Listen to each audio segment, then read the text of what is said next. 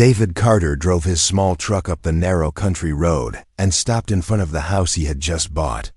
The June sun was dropping behind the pines, painting the sky orange and pink. The house, an old two-story building of dark bricks and creaking shutters, looked quiet and lonely. A crooked "Sold" sign still hung on the gate. David stepped out, wiped dust from his jeans, and whistled. His big brown dog, Rusty, jumped down from the front seat and sniffed the weeds. David smiled. A fresh start, he thought. After years of saving, a cheap deal had finally let him leave the noisy city. Yes, the real estate agent had warned him about maintenance issues, but David was good with tools. He was ready for squeaky floors and leaky pipes, ordinary problems for an old house. Inside, the air smelled of wood polish and old paint. David set his bags by the stairs and walked from room to room, turning on lights and opening windows.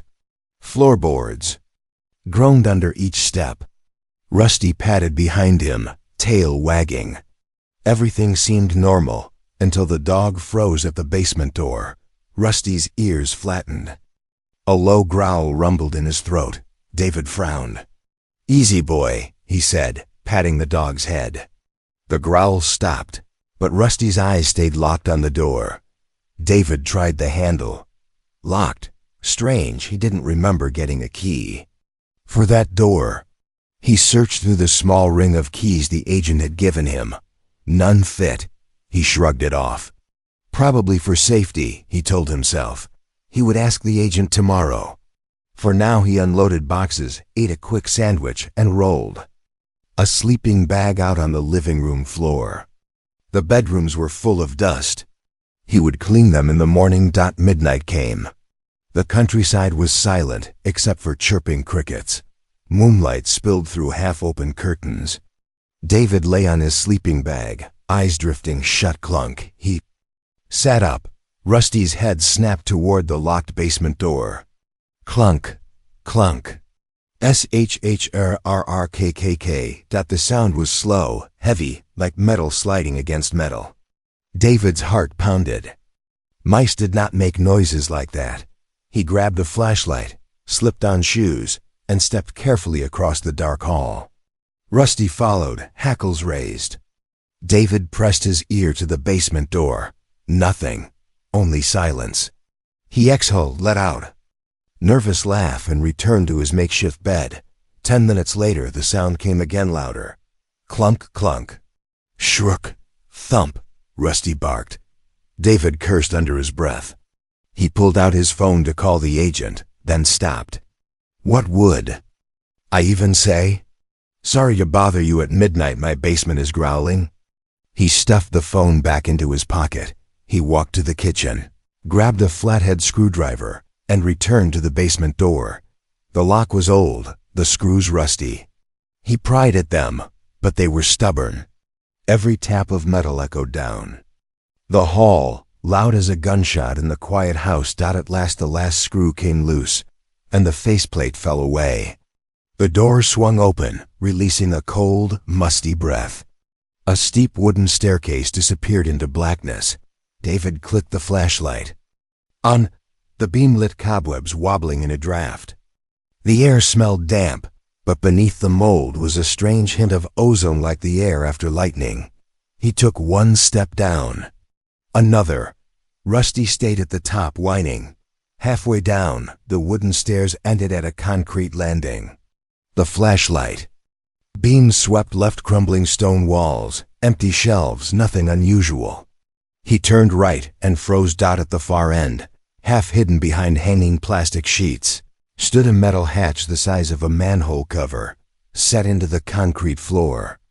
Unlike the dusty walls, the hatch was clean and smooth, dark gray with a faint blue glow pulsing around its rim like breathing. David moved closer. No hinges, no handle, only a small round plate in the center, shiny as glass. Symbols he did not recognize circled the plate, thin, flowing lines that shifted color in the flashlight beam. It reminded him of a fancy fingerprint scanner, yet not quite. He knelt. The air felt charged, humming softly. When he brought the light near the plate, the symbols brightened. Clunk! The hatch vibrated under his hand. He jerked back. Rusty barked. Upstairs, David's skin crawled. A voice, soft, metallic, female, whispered from beneath the hatch. The words sounded alien, but somehow his ears understood. David Carter. Husband, return. David's mouth went dry. Impossible. He stumbled backward, flashlight shaking. The blue glow brightened, then faded. Silence returned. The hatch lay still as if asleep again. David backed to the stairs. His breathing was loud in the heavy air. Rusty waited at the top, tail tucked. Together they retreated to the living room. David slammed the basement door, shoved a chair under the knob, and sat against the wall. Shaking. Morning sunlight finally crept through the windows. Birds chirped. Outside, everything looked normal, but David knew it was not. He stared at the basement door, heart still racing. There is something under my floor, he thought, and it knows my name. He checked his phone. 4:57 a.m., too early to call anyone. He rubbed his eyes and whispered to Rusty, "We'll figure this out." But a deeper thought echoed in his mind, impossible to ignore. Why did it call me husband? The question hung in the quiet room like a storm cloud, promising trouble that no toolbox could fix. David realized his new life in the countryside was already nothing like he had planned, and this was only the first night. Morning light spilled through dusty windows, but David Carter felt no warmth. He had stared at the locked basement door all night, waiting for another noise. None came. Rusty dozed beside him, head on David's boot, but each creak of the old house made the dog's ears twitch. By 7 o'clock, David decided he could not run from his own basement. He brewed strong coffee, tied Rusty's leash to the stair banister, just in case, and removed the chair he had jammed under the knob. His hands shook, but he forced himself to twist the handle. The door opened with a low groan. The air on the stairs felt cooler than before, almost crisp, like a winter morning hidden underground. David gripped a heavy crowbar in one hand and a flashlight in the other. Each step echoed. Rusty whined from above, leash scraping the wood. At the bottom landing, the concrete floor still held damp footprints, his own from the night before. The strange metal hatch waited in the center, blue ring pulsing faintly like a sleeping heartbeat. David crouched, touched the smooth edge. With the crowbar tip, half expecting a shock. It stayed silent. "Okay," David whispered, though no one was there to hear. He set the crowbar aside and drew a deep breath. "I need proof." He fished out his phone, switched to video, and started filming. The camera's tiny microphone captured only the hum of old wiring and Rusty's distant barks. David held the phone over the hatch. "All right," he muttered. "If you're real, do something." Nothing, he felt foolish. Maybe the stress of moving had mixed with a nightmare and work. The ring of blue light brightened. Lines of silver slid outward across the hatch, forming neat seams. A click echoed like a heavy lock turning. David stumbled back as 3 triangular panels retracted into the floor, revealing black space beneath and a shimmering fog that smelled of cold rain and metal. A tall silhouette rose slowly through the vapor. It stepped onto the concrete with smooth grace, an 8-foot figure, skin the deep blue of twilight, wearing a silver-white bodysuit that shimmered like frost. Long tendrils of hair floated weightless around her shoulders, glowing faintly at the tips. David's mouth fell open. His phone slipped. Only quick reflex saved it from shattering. The figure turned luminous violet eyes toward him.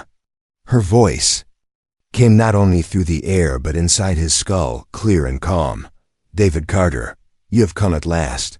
David choked. His mind raced for answers, hidden cameras, hallucinogenic gas, a vivid dream, but none fit. He managed a shaky breath. Who are you?" Her lips moved in sync with the voice in his head. "I am Kalira of the House of Arkeith. I claim you as my bonded spouse, according to the Pact of Stars. David laughed a thin, frightened sound. Spouse? Pact? I don't even know you. Kalira tilted her head, studying him like a scientist might study a puzzle. 5 solar cycles ago, you placed your hand on a relic of my people. Your genetic signature sealed the marriage contract. By our law, we are one. She glanced around the basement, puzzled. Why is our home in disrepair? David blinked. Home? I bought this place last week at an auction. A ripple of confusion crossed her perfect, unfamiliar face. She took one step closer. Light beneath her feet glowed, projecting gentle rings across the floor. David retreated until his back hit a shelf. Rusty's frantic barking echoed upstairs, leash rattling. Kalira lifted a palm in peace. The guardian warns us of danger. She looked upward toward Rusty's noise. Your companion senses fear. That is natural. Stay back, David said, gripping the crowbar again. He tried to sound brave. I'm not your husband. I'm a man with a dog and a mortgage and zero interest in space marriages. Kalira's eyes softened. Fear clouds your mind, beloved. Allow the pact to show you truth. A violet glow spread from her fingertips, wrapping the room in gentle light. David's vision blurred. Images flooded his thoughts, stars swirling. A royal chamber of crystal. Kalira kneeling beside a glowing cube.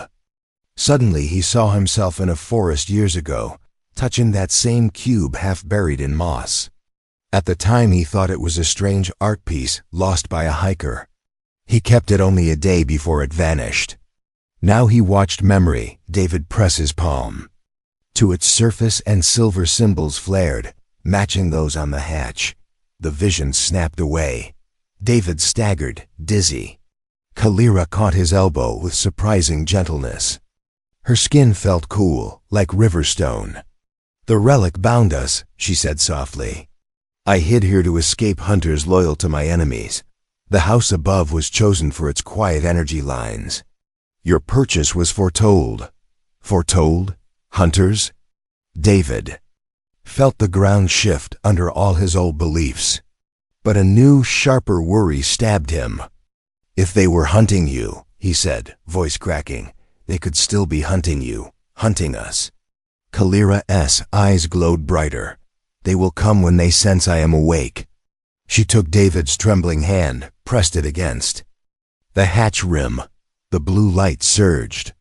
Panels slid across the basement walls, revealing sleek consoles and dormant weapons technology beyond human science. Tiny drones lifted, scanning Kalira and David in beams of green. The house will defend us, Kalira said. But it answers only to our joined command. She placed 2 fingers to her heart, then to David's chest. We must stand together, or fall alone. Upstairs, Rusty's barks turned to panicked yelps. Tires crunched on gravel outside, the unmistakable sound of vehicles stopping. Headlights cut through small basement windows, painting white bars across the wall. David's phone buzzed with a weak signal alert. No coverage. No help. Kalira met his eyes, calm amid chaos. Choose, David Carter. Deny the Union and face invaders as prey. Or accept your place and fight beside me as mate and guardian of 2 worlds. Footsteps thudded above. Someone tried the front door. The handle rattled. David swallowed. His old life invoices, weekend football, safe routines looked suddenly tiny, as fragile as a soap bubble. He glanced at the glowing consoles, the crowbar in his grip, the impossible blue-skinned woman asking for trust. Outside, the unknown hammered at the door. Inside, destiny waited under the floor. Asterisk. David stood frozen in the middle of his own basement, now transformed into something between a spaceship and a dream. The glowing alien panels hummed softly, scanning his body like they recognized him. Rusty barked wildly upstairs as bootsteps moved above them. Something was outside. Kalira, tall and regal, turned to David. There's no more time. They have come. He stepped back, gripping the crowbar tighter, Who exactly is they? Kalira's silver eyes locked on his. Bounty seekers. Exiles. Those who wish to steal my bloodline and destroy the pact. If they find me unbound, they will end me. David was confused. Unbound? She placed a glowing disc in his hand. The surface rippled like water, and a projection burst out. A 3D hologram floating in midair. It showed him. Standing next to Kalira, hands joined. Alien symbols surrounded them like a glowing crown. David's breath caught in his throat. What is this? Kalira stepped closer. It is our bond contract. You activated it when you touched the relic 5 Earth years ago. It chose you from across the stars. That moment started the countdown. Once the time expired, we were to reunite in the chosen sanctuary, this house. David shook his head. This is insane. I didn't sign any marriage contract, especially not with an alien. Kalira didn't smile. Instead, she touched the disc again. The projection changed. Now it showed David's memories. That day. In the woods, the strange object in the ground, his hand pressing on it. The moment the symbols flared. That was a signature, Kalira said. Your DNA sealed the pact. The universe accepted you. David looked at her, face pale. I thought it was a rock. I was just on a hike.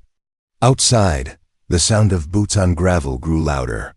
One of the basement windows cracked as a dark shape moved past it, claws scraping the glass. Kalira. Voice became firm. They are not human. They wear human shapes, but they are morphs, and they can smell a broken bond. If they sense I am unclaimed, they will take me. David whispered, You're saying they'll kill you. If I don't. Agree to be your husband? No, Kalira said calmly. They will take me, breed me. Use my bloodline to seize my throne. And Earth will be next. David backed toward the wall. Why me? Why was I chosen? Kalira turned and pointed toward the wall, where a flat alien panel lit up. A hologram of Earth appeared, dozens of golden lines connected points around. The planet. One line glowed brighter than all the others. It led straight to him. You are not ordinary, she said. Your DNA holds hybrid keys. You carry traces of something ancient, possibly alien. The relic detected that. It selected you. David stared at the projection. He wasn't special. He had always thought of himself as average, a guy who fixed pipes and made microwave pizza. But now, alien keys in his blood? A space queen claiming to be his wife? The basement shook. A thud sounded above. Dust fell from the ceiling. Rusty's barking stopped suddenly. David's heart dropped. Rusty. Kalira pressed a crystal. On the wall. A camera feed appeared. Rusty was backed into a corner, teeth bared, facing a tall figure in a black suit. But its eyes were glowing red. The skin on its face flickered like bad pixels on a screen. Not human. David's fists clenched. Let me go help him. You cannot fight them alone, Kalira warned. But with the bond complete, the house will obey your commands. You will have access to all defenses. He looked from her to the glowing contract disc. His mind screamed, this is crazy. But something inside him, a deeper, older instinct, whispered, this is real. David took a deep breath. What do I have to do? Kalira held out her hand. Place your palm on the seal. Repeat the words I say. The bond will awaken fully. Outside, the basement window shattered. A clawed hand reached inside. Fingers hissing with acid. David dropped the crowbar and slapped his hand on the glowing disc. Kalira spoke, voice steady and strong.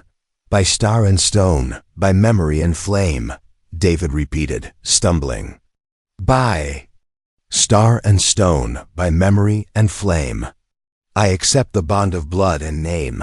I accept the bond of blood and name. The disc pulsed violently. Symbols flew from it into David's chest, burning light, yet painless. The whole basement lit up in golden fire. The morph at the window screamed, pulling back as energy crackled across the glass. The entire house rumbled. Kalira nodded. It is done. Suddenly, the walls shifted. Hidden weapons emerged. Blue shields formed around the doors. A deep mechanical voice spoke. Guardian David Carter recognized. Defensive systems online. David stared in shock. His house, a dusty, forgotten building, had just turned into a fortress. Kalira stepped beside him. You are now more than a man. You are bonded to a royal bloodline and the last hope of two worlds. Footsteps thundered across the porch. Something began pounding the front door. David turned toward the noise. Fists clenched. He wasn't ready, but he was no longer alone. Asterisk. The front door shattered. David Carter heard it explode above him. Wood splinters and metal hinges flying across the floor. A wave of cold air shot down the basement stairs, followed by heavy, slow footsteps. Too slow to be human. Rusty's growl echoed from the kitchen. David's heart jumped. He turned to Kalira. We have to go up there. Kalira stopped him with a hand on his chest. Wait, let the house test them first. The basement lights dimmed as the alien tech shifted modes. Strange lines glowed. Across the ceiling, a silver orb detached from the wall and floated toward the stairs. David stared. What is that? Scout drone, Kalira said. It reads DNA. If the visitor is human, it will leave them unharmed. The orb flew silently into the hall above. A second later, a sharp buzzing was followed by a scream, not human. David grabbed the basement railing and bolted up the stairs. He stopped at the top, chest heaving, just in time to see one of the intruders twitching on the floor. Its body was tall, dressed in a black suit, but its face was glitching like a broken screen. Red skin flickered beneath the fake human appearance, and a mouth full of needle-like teeth tried to scream again. Rusty stood near the couch, unharmed, growling. David whispered, "What the hell are you?" The creature looked at him with glowing orange eyes and hissed, "Bondbreaker. She belongs to the Blood Court." Kalira appeared behind David, holding a long metallic staff that sparked at the tips. Her expression was calm but cold. "You do not speak for the court. You were exiled." The creature lunged fast, too fast for a human. But Kalira moved faster. Her staff lit with energy and slammed into its chest. The body jerked, flashed red, and then vanished in a burst of static, like broken code dissolving into the air. David stared at the empty space. He disappeared. Kalira nodded. Projection suits. They wear human flesh over their true forms. But they are not real here, not fully. But they just broke my door, David said. That seemed real. Enough. A second sound interrupted him. 4 more pairs of footsteps approaching heavier, metallic, no longer pretending to be human. Kalira's eyes narrowed. They're sending in physical forms now. War models. David ran to the front window. 4 figures stepped out of a black van parked on the edge of his driveway. They looked like armored statues 8 feet tall, wearing black plating covered in glowing red veins. Each held a staff shaped like a blade and a rifle made of bone metal. David whispered, "I'm just a plumber from Ohio. What do I do against?" "That. You stand beside your wife," Kalira said, raising her staff. "The house will guide you." Before David could reply, the armored soldiers raised their weapons, aimed directly at the house. Boom. A blast shook the walls. The house's invisible shield flared blue as the blast hit it, absorbing the strike like a force field. David was thrown backward. "We need to fight back," he yelled. Kalira looked at the hallway. "The control panel is in the old laundry room. Go. Place your hand on the prism." David ran down the hall, kicked open the laundry room door, and found an old dryer pushed aside, revealing a glowing alien panel.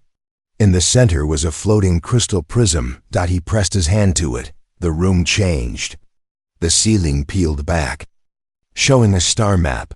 Dozens of icons hovered above the map.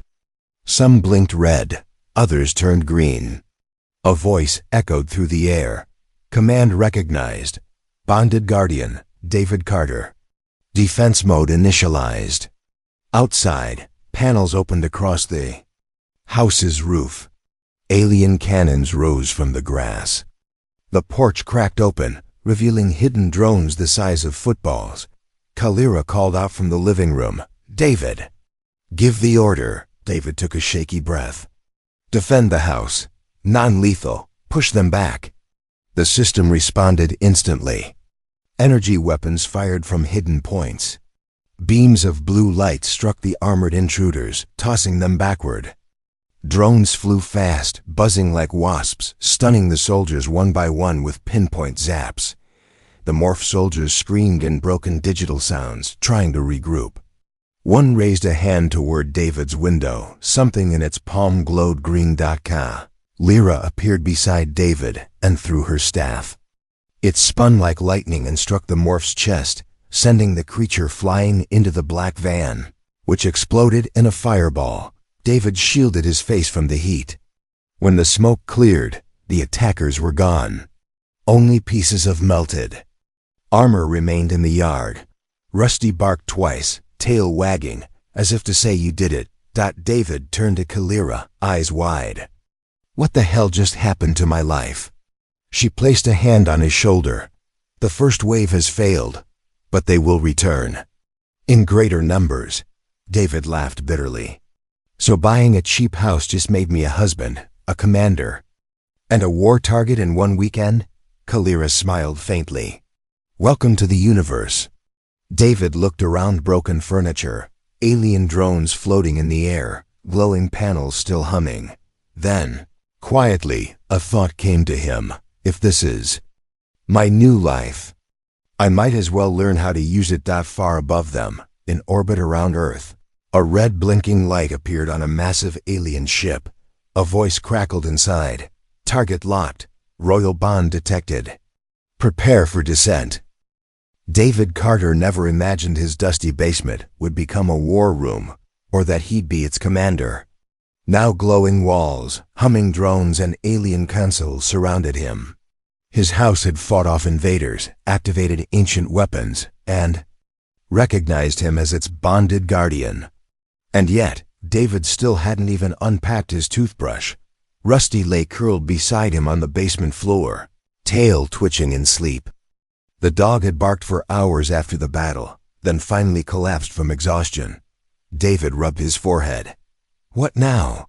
he asked aloud. Kalira stood at one of the alien consoles, her hands moving through shimmering symbols floating in mid-air. "Now," she said calmly, "we awaken the full protocol." David raised an eyebrow. "You mean it's not already awake?" She looked at him, her silver eyes serious. "No, what we saw earlier was only automatic defense, just the reflexes of the house. But the true Guardian protocol, its mind is still sleeping." "A house with a mind?" David asked. "Is that like—" "Afa," Lyra nodded. "Not artificial, ancient intelligence. My ancestors placed it here to protect our bloodline. But it requires two bonded souls to fully awaken, one alien, one earthborn." David raised both hands. "Okay, great. You've got the alien part. And apparently, I'm the earthborn chosen by some space rock contract. What do I have to do? Kiss the Wi-Fi router?"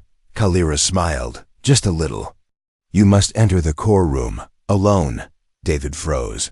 "Why alone?" Kalira turned back to the console. "Because the Guardian needs to look inside your mind and decide if you are worthy." Before David could argue, the floor below them shifted. A circle in the center slid open, revealing a narrow spiral staircase made of light. A strange low voice echoed upward, deep and genderless. "Bonded one, come." David looked at the stairs. Like they might eat him. Right, just a glowing staircase that talks. Totally normal. He glanced at Rusty, then at Kalira. "If I don't come back?" She placed a hand over her heart. "I will burn the sky to find you." David sighed and began to descend. The steps led him deep beneath the house, into a circular chamber glowing with violet light. Strange star maps floated above his head. In the center stood a single chair, smooth, black, and slightly curved like a throne. David stepped toward it. The Guardian's voice returned, now inside his head. "David Carter, you carry the mark, but do you carry the will?" He swallowed. "I guess we'll find out. Sit." He sat. The moment his back touched the chair, everything changed. World vanished. He stood now in a field of stars alone, floating, weightless.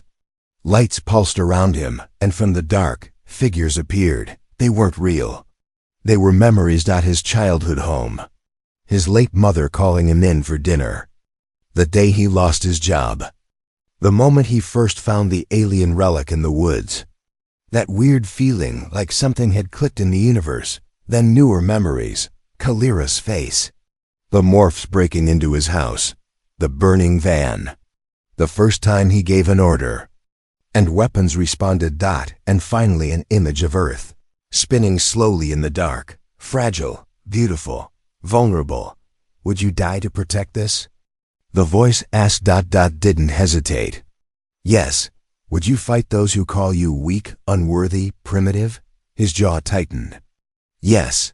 "Would you stand beside Kalira, your bonded one, when the stars themselves rise against her?" David exhaled. "Yes." The stars blinked. A pulse of light shot into his chest. Something unlocked inside him, not fear, but power. The voice spoke one last time. "Then rise, Guardian. The house is yours." David opened his eyes in the real world again, gasping. The chair faded beneath him. He stood, light flowing from his hands, energy dancing along his skin. Back in the basement, the walls glowed brighter. Kalira turned, eyes wide. "It accepted you." He nodded. "Yeah, and I think I saw the whole universe." The house responded immediately. Panels opened, revealing hidden armor. A chestplate floated toward David, shaped to fit him perfectly. It was light but stronger than steel. The armor latched to him, piece by piece. Boots, gauntlets, a small circular device that clicked into his palm. A helmet hovered in front of him, sleek and marked with glowing alien runes. Kalira stepped forward. "You now command the Guardian House." David looked down at himself, armored, glowing, ready. "So, what now?" Kalira stared at them. "Console, the orbital ship has moved. The blood court is coming." David's pulse jumped. "They're coming here?" "No," she said slowly. "They are coming to Earth. All of it." David took the helmet and placed it on his head. A Chudi lit up, scanning the stars. He clenched his fists. "If they want Earth," he said, "they'll have to go through me first." Kalira stepped beside him, her staff glowing. "Then let us show them what a bonded guardian can do." Outside, the sky cracked with thunder, not from weather, but from something entering orbit. Red lights flickered in the clouds. The war for Earth was about to begin. The storm above the house wasn't made of clouds. It was made of shadows. Dark shapes circled the sky, alien ships shaped like black serpents, with wings of metal and fire. From the highest orbit to the edge of David Carter's roof, the universe had noticed something that was never meant to wake up. The Guardian. David stood in the middle of his basement, now fully alive, lit with blue fire, shifting walls, and floating control panels. His newly bonded armor pulsed gently around his chest. Beside him, Kalira watched the screens, her expression grim. "They are scanning the planet," she said. "Looking for weak points, testing defenses. This is the final stage before invasion." David stared at the digital star map. "And all of it started with a stupid hike I took 5 years ago." He shook his head. "Why me?" Kalira tapped a glowing crystal on the console. The map disappeared, and a hidden wall slowly slid open, revealing a deep tunnel made of stone and metal, unlike anything in the rest of the house. David blinked. "That wasn't here before." Kalira stepped forward. "This is the reason you were chosen." "The Guardian House was not built on Earth. It was grown through it," David frowned. "Grown? Like a tree?" She nodded. "Long before your nations, your cities, even your species, something crashed here. A living ship. My ancestors buried it, fed it, and planted the Guardian seed in its heart." David followed her down the tunnel, his boots echoing against alien stone. "You're saying there's a living spaceship under my house?" "No," Kalira said softly. "I'm saying there's a piece of your history buried here, and it's not entirely human." David stopped walking. "What?" They entered a wide chamber, circular and deep underground. In the center stood a glowing pod like an enormous cracked egg made of crystal and silver. Strange roots pulsed underneath it like veins. Around the walls were carvings, not alien but familiar. David stepped closer. The carvings showed primitive humans hunting, building, discovering fire. But above them were figures with glowing eyes, teaching them, touching their foreheads, pointing to the stars. He whispered, "These are cave drawings." "Yes," Kalira said. "But these are not from Earth." David turned slowly. "Are you saying humans were created by aliens?" "Not created," she replied, "but helped, guided. Long ago, one of the Arkeith ships, the same people I descend from, crashed here. Your people were young then, struggling. The crew didn't survive. But their technology, their knowledge, merged with early humans." David felt his legs weaken. "So that we're part alien?" "Some of you," Kalira said. "Especially you, David Carter. That is why the relic responded to you. You carry fragments in your blood." David stepped toward the glowing pod. It hummed. Quietly, his fingers twitched. "What is this thing?" "The heart core," Kalira whispered. "It holds the last living data of that ship, the memories of the crew, their languages, their history, and a copy of the first Guardian protocol ever designed. It's been sleeping for thousands of years." David reached out, and the pod opened. Light poured out like liquid, and a shape rose from the core. It looked like a man, and yet not quite. Taller, glowing veins and eyes like Kalira's, but his face was familiar. His jawline, his cheekbones. They looked almost exactly like David's. David stumbled back. "No, that's not not possible." Kalira placed a gentle hand on his shoulder. "He was the captain. His ship crashed here. And this is your ancestor." The hologram spoke in a language David didn't know, yet somehow understood. "If you are seeing this, then the Guardian has awakened. And one of my bloodline has returned to stand for this world." David dropped to one knee. Everything he thought about life, about Earth, about himself, cracked like glass in his mind. He had always been the underdog, the forgotten man, just a regular guy with a quiet life. But now the truth was undeniable. He wasn't chosen by accident. He was born to stand here. The pod's final message played. "To defend Earth is to protect both your past and your future. Our blood lives on in you. Fight not as one world, but as many, together." Kalira watched silently as the pod faded. Then she spoke. "The blood court will not stop. They know you've awakened the core. You have something they fear." David stood up. "What do they want from me?" Kalira looked him in the eyes. "You are proof that humans can evolve beyond them. They will do anything to erase that." Suddenly, the chamber shook. Rocks tumbled. Lights flickered. The floor quaked beneath them. Kalira snapped her head toward the exit. "They're not coming. They're here." Back upstairs, alarms screamed. The sky above the house lit up red. David clenched his fists. He wasn't just a man anymore. He was a living legacy, and his people, his planet, and his strange blue-skinned wife were depending on him. And this time, he wasn't going to run. The sky above David Carter's house had turned into a battlefield. Flames danced across the clouds as blood court warships descended, ripping through the atmosphere like falling gods. Their shapes were twisted and monstrous-like. Metal insects mixed with bone, covered in glowing red veins. From each ship, dark pods launched toward Earth like bombs, embedding themselves into forests, fields, and oceans. Inside the Guardian House, David stood on the command platform, now fully transformed, floating panels orbiting him, his armor fused with ancient tech, his helmet linked to the Guardian mind. Beside him, Kalira stood tall in full royal armor, her silver staff crackling with starfire. "This is it," she said quietly. "They've brought the execution fleet.